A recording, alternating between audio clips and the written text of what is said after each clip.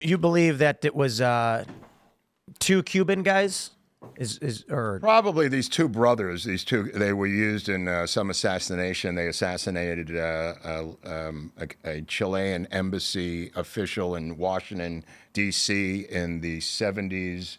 But yeah, the shooters were definitely Cuban. General Walker was kind of involved with the Cubans in Dallas and around the country. So there is a lot of evidence that the physical shooting, there's the plot in Chicago, Tim, with Thomas Arthur Valley, who is the Lee Harvey Oswald of Chicago. He's arrested weeks before. There are Cubans with guns in a hotel. JFK is coming to Soldier Field in Chicago to see the Army Air Force football game. There was another plot to Canceled. They said JFK had a cold when they arrested the plotter in Chicago weeks before. He had a Marine background. He was a doppelganger of Oswald. His name was Thomas. They were planning this beforehand. Oh, dude. I mean, there was the plot in Tampa. There was a plot in Miami. There was a plot in Chicago. All the same year, Tim. Was this like a JFK Mr. Magoo scenario where he kept just turning in the right direction and dodging all these assassination attempts? Well, kind of like that in a weird way, except when you got to Dallas, that was the last stop on the train. Because even the next day on Sunday, Tim, if he had survived Dealey Plaza, there was supposed to be a barbecue at the LBJ Ranch, and he was not going to be allowed to leave that ranch on Sunday. Well, also, a couple things. One, more control. LBJ had control in Dallas. Yeah. He didn't have control in Chicago. Right. Didn't have as much control in Tampa, so it was much weaker threads. And who was it that was testifying to Congress when JFK was assassinated and closed his briefcase and left? Because Henry Marshall or No. There was a guy who had been testifying behind closed doors as a witness of the corruption of LBJ, and they were taking his testimony while the assassination was going on, and they walked in and said the president's dead and LBJ is the president, and he famously closed his briefcase with all his LBJ documents and left. Wow. Saying it's one thing to go after a vice president, it's another to go after the president, sir. Wow. Yeah. You know what's crazy to me is Oswald was then killed. Yeah. He's murdered. And this country just went along with it? Well, it's not a question of going along with it. I mean, you take this guy, Jack Ruby, right? So I've got documents in here going back to 1947 where Ruby is involved with Richard Nixon as a informant of the Chicago mob in the union investigation by the Congress of mob activity in Chicago's unions. And they're asking that Jack Ruby not be allowed to testify because he is a informant. They don't want his name exposed. And that document's from the FBI from 1947, Tim. Think about how long Ruby's been involved in government operations. He's also involved in running guns to Cuba. He's involved in various things. When did Ruby die? He died in prison?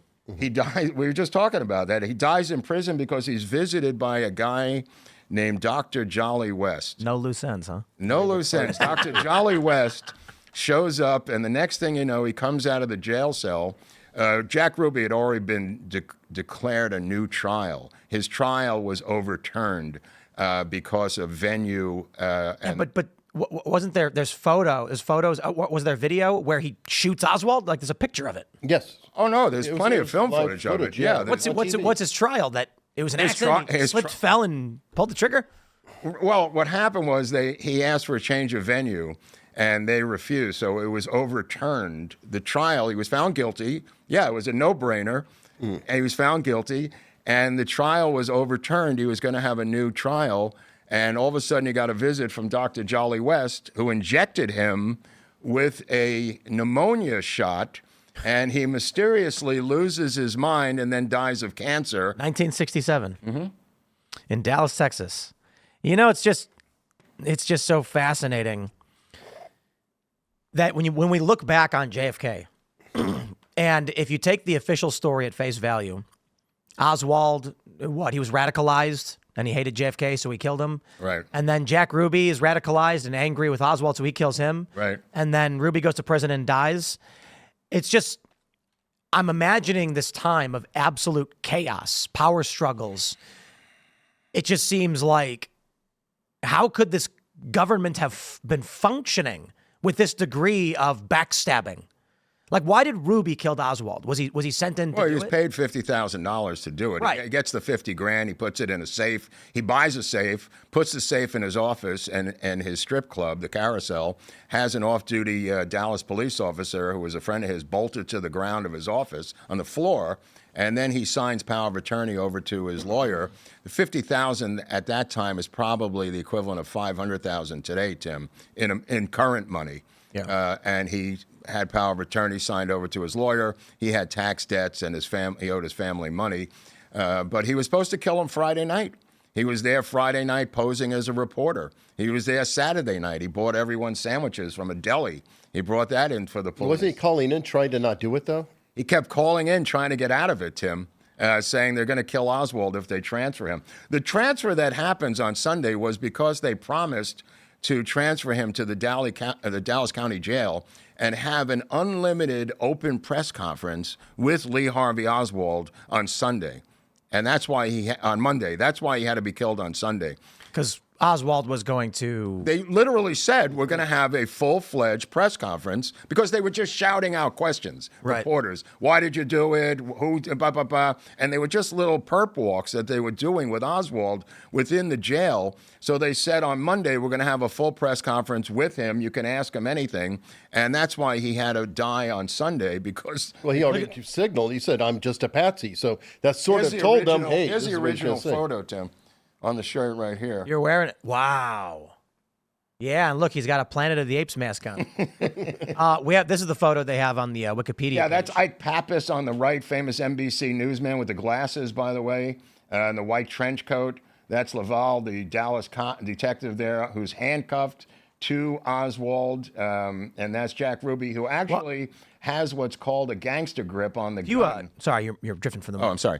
He actually has a gangster grip on the gun. If you notice how he's holding it. Is he fine with his middle finger? Yeah, it's a different way of shooting it. It's so a gun cannot be knocked out of your hand. It's to grip it like a thug.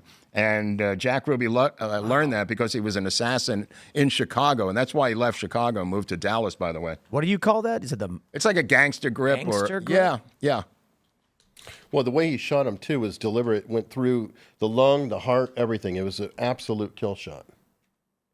When Oswald is taken to the hospital, the doctor, Dr. Charles Crenshaw, he's taken to Parkland, the same place that JFK was at on Friday. So this is Sunday, and he's in the same spot that JFK was in just 2 days before. And Dr. Charles Crenshaw is working on him, the same doctor that was one of the doctors working on JFK. And the phone rings, and he picks up the phone, and it's LBJ talking to Crenshaw. And he said, I want a deathbed confession out of this man, if there is one. And Crenshaw's going, look, bro, we're really busy here. And he said, I have a guy there, and I want that guy to work with you. And he looks over, and there is a Secret Service agent in a hospital gown with a thing on his head with a revolver sticking out of the back of his pants. And Crenshaw says, I see him, sir. And this is LBJ micromanaging, not to get a deathbed confession out of Oswald, but to make sure that Oswald doesn't make any statements at the end of his life that would jeopardize the situation. So is it true that Oswald defected to the Soviet Union? He was married to a Russian, or? Yeah, absolutely. I mean, James Angleton, famously one of the heads of the CIA who was involved in our CIA's foreign programs, if you want to put it that way, had a program he created for 13 phony defectors, Tim. And the phony defectors were from various branches of the military, and they were assigned to various Eastern European countries. One went to Bulgaria, one went to Estonia, one went to Lithuania, one went to Romania, and Oswald was part of the 13. And he was ONI, Office of Naval Intelligence, which nobody ever talks about. It's the oldest secret intelligence agency in the United States government. It goes back to the 1890s, if you want to look up ONI. Marines and naval people are usually ONI. Bob Woodward of the Washington Post was ONI.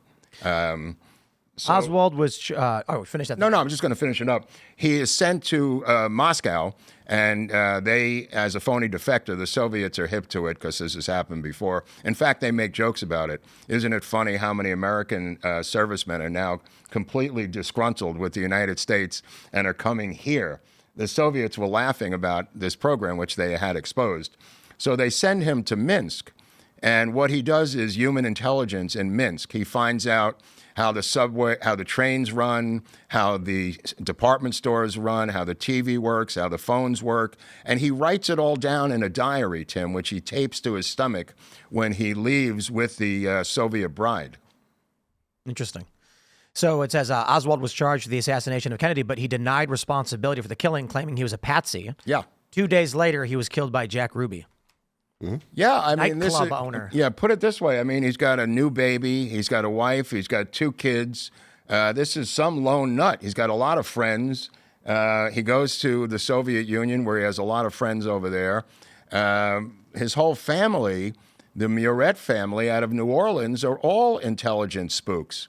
His first cousin, Eugene Muret, who invites him to speak at Spring Hill College in Mobile, Alabama in the summer of 1963 about what life was like in the Soviet Union, that cousin, his first cousin, Eugene Muret, ends up running the entire legal affairs and court system of Bosnia after the Bosnian War through USAID, Tim. Thanks for watching this clip from the Culture War podcast. We're live every Friday, 10 a.m. to noon, so subscribe and come hang out.